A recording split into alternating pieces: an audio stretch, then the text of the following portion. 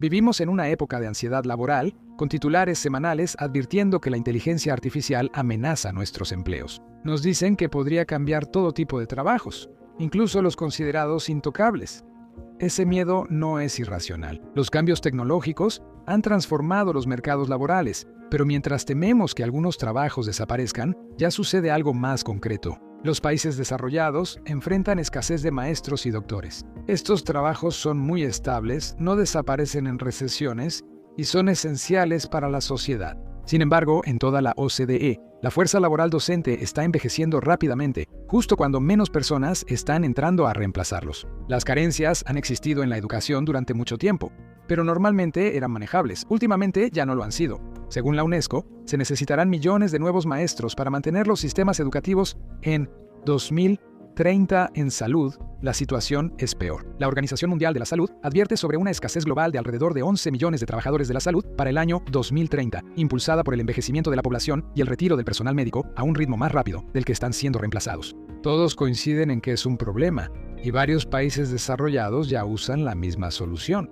Han recurrido más a la inmigración que a formar maestros y doctores para operar escuelas y hospitales. A primera vista, eso parece una situación en la que todos ganan, pero esta solución solo funciona mientras las personas se queden y cada vez más no lo hacen.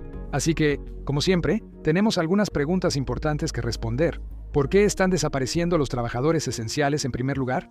¿Por qué la migración no puede seguir siendo la solución para este problema? ¿Y si la escasez se vuelve permanente? Ser maestro o doctor aún parece una de las opciones más seguras. Los maestros suelen tener contratos estables, carreras predecibles, horarios regulares y salarios que igualan o superan el promedio nacional. En el Reino Unido, por ejemplo, el salario de un maestro calificado comienza en aproximadamente 32.916 libras al año, pero puede aumentar a alrededor de 51.000 libras o más. En Londres, los salarios son más altos. En cambio, el trabajador promedio en Reino Unido gana unas 39.000 libras al año antes de impuestos. En otras economías avanzadas ocurre lo mismo. En toda la OCDE, los maestros ganan salarios legales que oscilan entre 56.000 y 64.000 dólares estadounidenses, dependiendo del país y del nivel educativo en el que enseñan. Eso coloca el salario de los maestros alrededor o ligeramente por encima del salario anual promedio de la OCDE, que es de aproximadamente 61.000 dólares estadounidenses. Los médicos van aún más lejos. Para cuando están completamente calificados, los médicos ganan más que el trabajador promedio, con una fuerte seguridad laboral, demanda global y habilidades que siguen siendo extremadamente difíciles de automatizar. En Estados Unidos, un médico promedio gana unos 230.000 dólares al año. Los de atención primaria ganan menos y los especialistas más. El trabajador promedio en Estados Unidos gana unos 69.000 dólares al año. Este patrón se observa en otros países ricos, aunque con cifras menores. Según la OCDE, los médicos generales ganan el doble del salario promedio y los especialistas hasta 2 veces y media según el país. Las escuelas y los hospitales se construyen bajo la suposición de que los maestros y los médicos siempre estarán ahí. Sin embargo, en los países ricos, esa suposición está chocando con la realidad. A pesar de todas las aparentes ventajas, a las escuelas y hospitales les está resultando más difícil mantener su personal completo. Durante la mayor parte del siglo pasado, la forma en que los países ricos proveían trabajadores esenciales seguía un patrón bastante predecible. Maestros y médicos se formaban en el país mediante sistemas públicos subsidiados, pues los gobiernos veían estos roles como infraestructura nacional clave, no solo empleos de mercado. Cada año, una nueva generación de graduados ingresaba a las aulas y hospitales, mientras que los trabajadores mayores se retiraban gradualmente. Mientras la cantidad de personas que ingresaban fuera más o menos igual a la cantidad que se retiraba, el sistema se mantenía en equilibrio, las escuelas seguían teniendo personal, los hospitales continuaban funcionando y las escaseces eran raras y generalmente temporales. Ese modelo funcionaba porque la demografía subyacente lo respaldaba. En ese entonces, la población era más joven, las tasas de natalidad eran lo suficientemente altas para garantizar un flujo constante de futuros trabajadores y la demanda crecía lo suficientemente lento como para que los sistemas pudieran mantenerse al día. Antes no era necesario ampliar mucho la capacitación, porque la reposición era gradual y autosuficiente, pero ahora el sistema colapsa.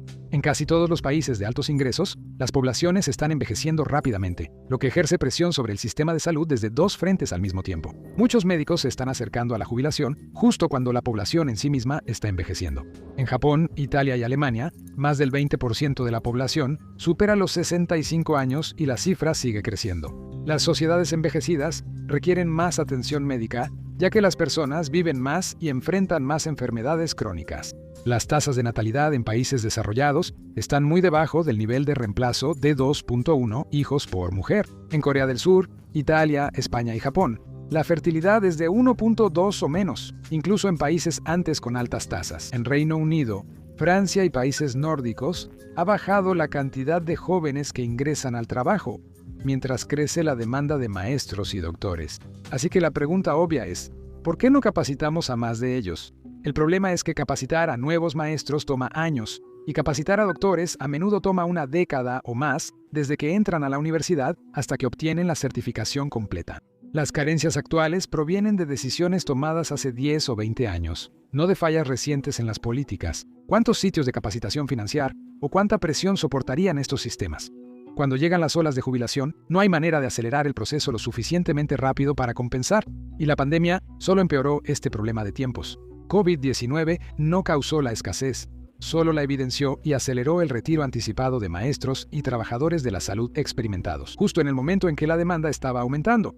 Y una vez que esos trabajadores se van, no pueden ser reemplazados lo suficientemente rápido. El problema principal no es solo la falta de tiempo, sino de incentivos. Maestros y doctores, aunque ganan sobre el promedio, en muchos países reciben menos que otras profesiones con similar educación y responsabilidad.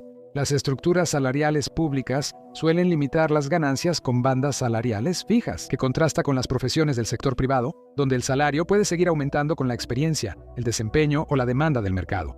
Al mismo tiempo, ingresar a estas profesiones se ha vuelto un proceso más largo y costoso, con una mayor deuda estudiantil, el aumento de los costos de vivienda en las ciudades donde realmente está el trabajo, y una recompensa que solo llega después de muchos años de capacitación. El trabajo diario también se ha vuelto más exigente. Las largas jornadas, la sobrecarga y la alta responsabilidad son comunes en el sector salud, donde la falta de personal aumenta el trabajo de los que quedan. Para muchos estudiantes de alto rendimiento, las alternativas en el sector privado suelen ofrecer recompensas financieras más rápidas, mayor flexibilidad y menos restricciones, lo que hace que la docencia y la medicina sean comparativamente menos atractivas, a pesar de su estabilidad a largo plazo. Así que el resultado es una erosión lenta y acumulativa. Menos personas comienzan la capacitación, más se van antes de lo esperado, y la fuerza laboral envejece más rápido de lo que puede ser reemplazada. Entonces, ¿cómo han manejado los gobiernos este problema hasta ahora? Los aumentos salariales y políticas de retención ayudan, pero ante escasez inmediata, la mayoría de los gobiernos usa la misma estrategia. Si faltan maestros y doctores, puedes traerlos de fuera. La migración es más rápida que ampliar universidades. Es más barato que subir sueldos en el sector público y políticamente más fácil que una reforma a largo plazo. Así que los gobiernos rediseñaron sus sistemas de visas para competir por trabajadores esenciales. Los doctores y enfermeros recibieron un proceso acelerado, con tiempos de trámite más cortos en comparación con las visas estándar para trabajadores calificados. En el Reino Unido, eso provocó que miles llegaran en un año. Tan solo en 2022, más de 73,000 trabajadores de la salud y el cuidado fueron patrocinados con visas para trabajadores calificados, y el número siguió aumentando a principios de 2023. A corto plazo, los cambios en visas lograron su objetivo en la última década. Este enfoque permitió que escuelas y hospitales en países desarrollados siguieran operando sin aumentos repentinos en cancelaciones o listas de espera. Aunque algunos países ofrecieron más capacitación o bonos de retención, la migración siguió siendo la solución más rápida a corto plazo. La migración solo traslada trabajadores, no crea nuevos. Así que cuando los países de altos ingresos reclutan maestros y doctores capacitados en el extranjero, a menudo están sacando talento de lugares que ya tienen sus propias carencias. En teoría, eso debería proteger a los países desarrollados de la escasez, pero casi nunca sucede. Los profesionales migrantes son menos dependientes de un sistema y se mudan si surgen mejores oportunidades, permitiendo que la migración siga cubriendo vacíos. Pero le cuesta trabajo construir una fuerza laboral estable. Esto se puede ver claramente en el Reino Unido. Durante décadas, el NHS ha dependido en gran medida de médicos formados en el extranjero para cubrir la falta de personal. Actualmente, 1/3 de los médicos en Reino Unido se formaron en el extranjero. Cerca de 1/4 parte de las enfermeras del NHS no son británicas, haciendo al servicio de salud uno de los más dependientes internacionalmente en la OCDE. Muchos llegan, adquieren experiencia y realizan trabajos esenciales, pero una parte significativa no se queda. Una vez que han desarrollado habilidades y credenciales, algunos migran a sistemas mejor pagados como Estados Unidos o Australia, donde los sueldos son mucho más altos, haciendo del Reino Unido solo un trampolín y no un destino. Al final, llegan nuevos médicos y otros se van a otro lugar, lo que deja la escasez subyacente prácticamente sin cambios. Entonces, ¿por qué no solucionar el problema desde la raíz? Porque las alternativas son difíciles política y económicamente, así que muchos responsables políticos prefieren simplemente posponer este problema. Los gobiernos pueden subir el salario de maestros y médicos, pero esto presiona el presupuesto y puede causar rechazo entre votantes que no se benefician. Ampliar la capacitación nacional toma años y necesita financiamiento previo a ver resultados. El Plan de Fuerza Laboral a largo plazo del NHS del Reino Unido invierte más de 2.400 millones de libras para expandir capacitación y reclutamiento en 15 años. Un estudiante de medicina que inicia hoy no aliviará la presión hasta dentro de una década, por lo que los costos políticos son inmediatos, pero los beneficios llegan después de un ciclo electoral. Por eso se pide a Migración que haga más de lo posible, ya que es la única herramienta rápida pero costosa. Desplaza las carencias a través de las fronteras, aumenta la rotación y retrasa las reformas más profundas necesarias para que la educación y la fuerza laboral de la salud sean sostenibles nuevamente. Y aquí es donde reside el verdadero riesgo. Las carencias permanentes hacen que los sistemas se adapten de forma que parecen funcionar, pero se deterioran internamente. En educación, esto inicia con clases cada vez más grandes. Cuando eso pasa, la atención individual baja y las escuelas reducen lo que enseñan, sobre todo si maestros menos experimentados asumen más trabajo. Al inicio, el impacto parece manejable. Los estudiantes se gradúan y las escuelas siguen abiertas. El costo real aparece años después, ya que una formación débil hoy reduce la productividad futura. De hecho, investigaciones del Banco Mundial muestran que la calidad de la educación, es decir, cuánto aprenden realmente los estudiantes, importa mucho más para el crecimiento económico a largo plazo que el tiempo que permanecen en la escuela. Los países donde los estudiantes terminan la escuela con habilidades más sólidas terminan siendo mucho más ricos con el tiempo, mientras que aquellos que se quedan atrás en el aprendizaje quedan atrapados en un crecimiento más bajo por generaciones. La atención médica avanza más rápido, así que las consecuencias son aún más difíciles de ignorar. Cuando la escasez de personal se vuelve crónica, los tiempos de espera aumentan y los diagnósticos se retrasan. Una vez que esto sucede, los resultados empeoran para condiciones que de otro modo serían tratables. En Inglaterra, por ejemplo, las largas esperas en urgencias se han vuelto tan graves que la BBC informa que hay 250 muertes prevenibles cada semana entre los pacientes que esperan ser admitidos. Y una población menos saludable es una menos productiva. Menos personas pueden trabajar de manera constante, más abandonan la fuerza laboral antes de tiempo y los sistemas de salud terminan tratando problemas prevenibles en lugar de prevenirlos desde el principio. Si lo ves desde una perspectiva más amplia, incluso puedes ver cómo la escasez en las escuelas y hospitales remodela silenciosamente la economía. Por un lado, el crecimiento se desacelera a medida que se deterioran las habilidades y la salud. Al mismo tiempo, el acceso a la educación y la atención médica se vuelve más desigual porque quienes pueden pagar alternativas privadas optan por ellas, mientras que todos los demás esperan más tiempo y reciben menos. Globalmente, ocurre igual entre países. Los de altos ingresos atraen trabajadores esenciales extranjeros. Los países de bajos ingresos pierden a los profesionales necesarios para mejorar educación y salud, dificultando superar futuras carencias. En Ghana, por ejemplo, aproximadamente 7 de cada 10 médicos formados durante la década de los 90 estaban trabajando en el extranjero. Pocos años tras graduarse, el país invirtió en su formación, pero los beneficios se aprovecharon fuera. En Kenia, la emigración de 167 médicos causó una pérdida de $86 millones en inversión en formación, recursos que pudieron usarse para personal y atención hospitalaria local.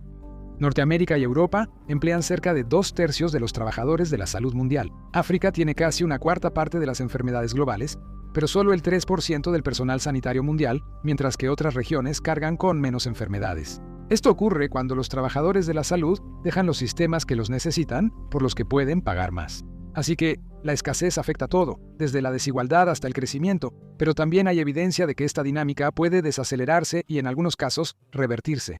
En países que ajustaron salario, condiciones y capacitación antes, la escasez fue más fácil de controlar. Portugal amplió durante 20 años la capacidad de sus escuelas de medicina, logrando cerca de 5.8 médicos por cada 1.000 habitantes, una de las cifras más altas de Europa. Portugal superó a países como Estados Unidos, que tiene cerca de 3.5 médicos por cada 1.000, y así redujo su dependencia de médicos extranjeros y estabilizó el personal en atención primaria. Rumania tomó otro rumbo. Tras la emigración masiva de médicos en 2010, subió salarios, capacitó más y mejoró condiciones laborales. La inmigración de médicos bajó de 1.500 al año en 2012 a menos de 500 en 2021. Esto ayudó al sistema a retener graduados y reconstruir su capacidad interna, mostrando que los resultados dependen de decisiones de política. Cuando la carga de trabajo es manejable y las trayectorias atractivas, los sistemas retienen mejor a los empleados capacitados.